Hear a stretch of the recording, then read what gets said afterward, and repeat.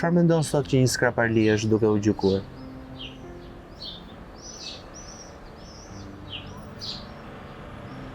Siç është Ilir Meta.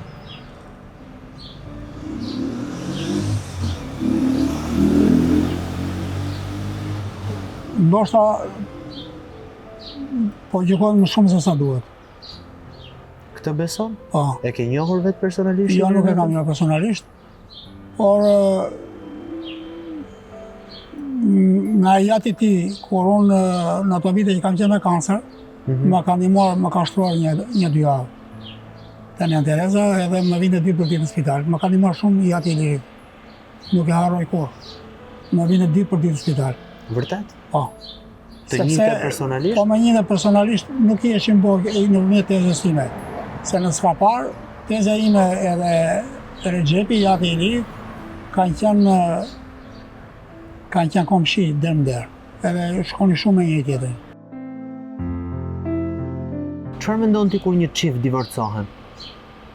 Si kanë qenë ata në jetën e mëparshme?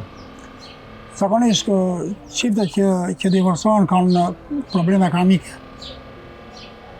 Ose janë energji të kundërta. Energji të Njëri kundërta. plus edhe tjetri është minus. Pra janë çifte toksike. Shi. Po, Edhe kur divorcohen vonë? janë çifte toksike.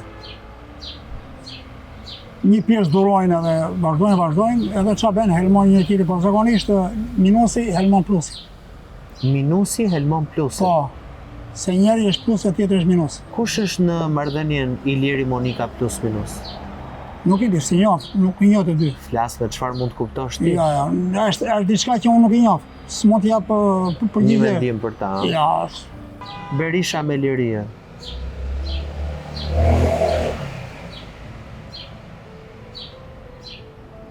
nuk më kanë dhënë ndonjë kështu ndjesi që janë toksik njëri me tjetrin. Ka qenë çift harmonik. Çift harmonik? Këtë ndjesi më japin. Vërtet, a? Po, sepse Berisha në marrëdhënie familjare është shumë i rregullt. Më the që ke një lidhje të veçantë me Beratin dhe me malin e Tomorit. Unë hodha një copës, një video, ku flitej që mali i Tomorit kishte shumë energji dhe njerëzit filluan që të komentonin shumë. Ti e beson këtë? Po, shumë e vërtet. Mali i Tomorit nga shumë njerëz në tokë klasifikohet një nga pikat në tokë me energji shumë të lartë. Pra mua është energjia numër 1 në tokë. Edhe aty kalon meridiani 0. Meridiani 0 që tonë kalon në Greenwich është pra mua është një mashtrim. Është një gënjeshtër? Është një gënjeshtër e madhe.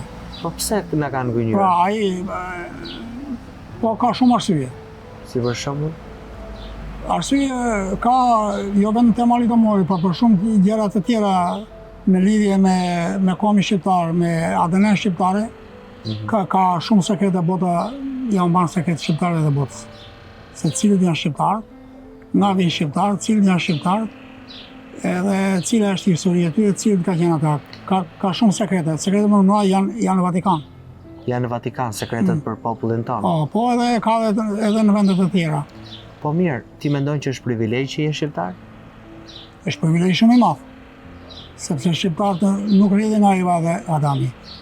Kanë ardhur në tokë si jashtëtoksor. Kështu beson? Po, jo beson jo, po, kemi edhe fakte. Pra ti beson që je jashtëtoksor? Po, ADN e shqiptare. Edhe unë jam jashtëtoksor? ADN duhet parë. Duhet të hyjë në vizione. Si do e gallosh? Po, duhet të hyjë në vizion në komunikim me universin. Ashtu siç ne bisedojmë tani. Konscienca jote me konsciencën time, atë do të hyjmë të bisedojmë me subkonsciencën tënde, edhe timen. Gerti ka një dellë Italie. Mendon që është human apo është alien? Duhet parë thash, do të hyjë te subkonsciencë e tij. Edhe ai? Edhe te superkonsciencë. Tani njeriu ka 3 ekzistenca. Se kaluam tani nga mali i Tomorit, po do ta vazhdojmë me malin e Tomorit. Po. Edhe 2 fjali do më thuash. Ka urba? Edhe 2 fjali them. Se? Po jo, më jo. Njeriu ka 3 ekzistenca. Konscienca, pra ndërgjegjja. subkonscienca, nën ndërgjegja, edhe superkonscienca ose mbi ndërgjegja.